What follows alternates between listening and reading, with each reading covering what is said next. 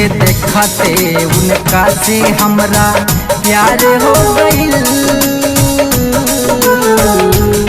देखते देखते उनका से हमरा प्यार हो गइल।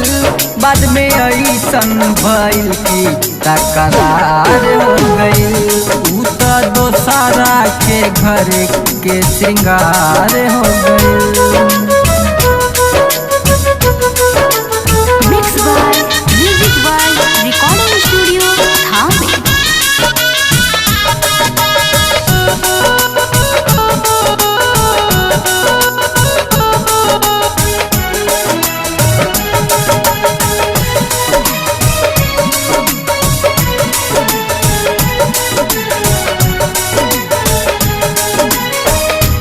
पहले होली के दिने हमरा भइल मिलन।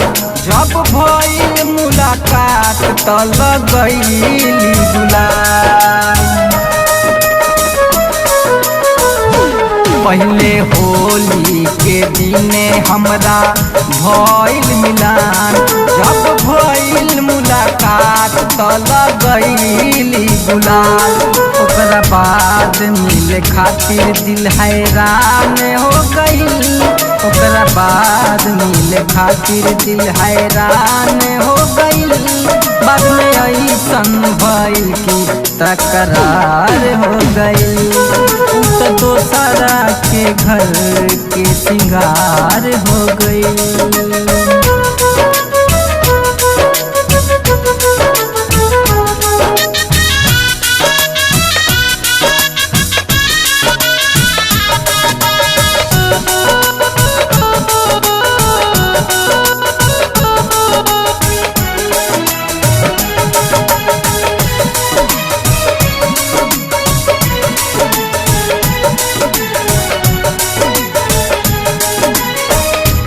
सोचले रहनी हमरो नी भई है साथ। मिलके दोसरा के संगे उ तो को दिहल घाट।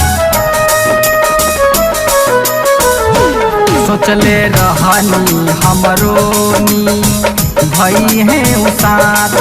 मिलके दोसरा के संगे उ तो को दिहल घाट। छोड़ के सपना हमारे फरार हो गइल। छोड़ के सपना हमारे फरार हो गइल। बाद में ऐसन भइल कि तकरार हो गइल। ऊ तो दोसरा के घर के श्रृंगार हो गइल।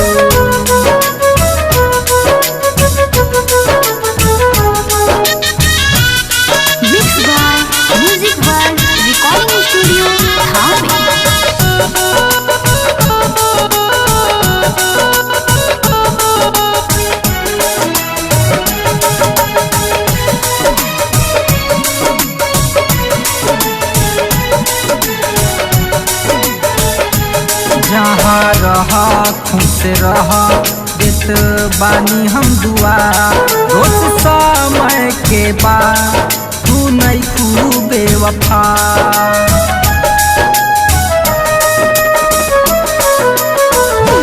जहाँ रहा खुश रहा देत बानी हम दुआ। रोज समय के बाद तू नहीं खूब बेवफा। दर्द सहे के आदत हमारे हो गइल। दर्द सहे के आदत हमारे हो गइल।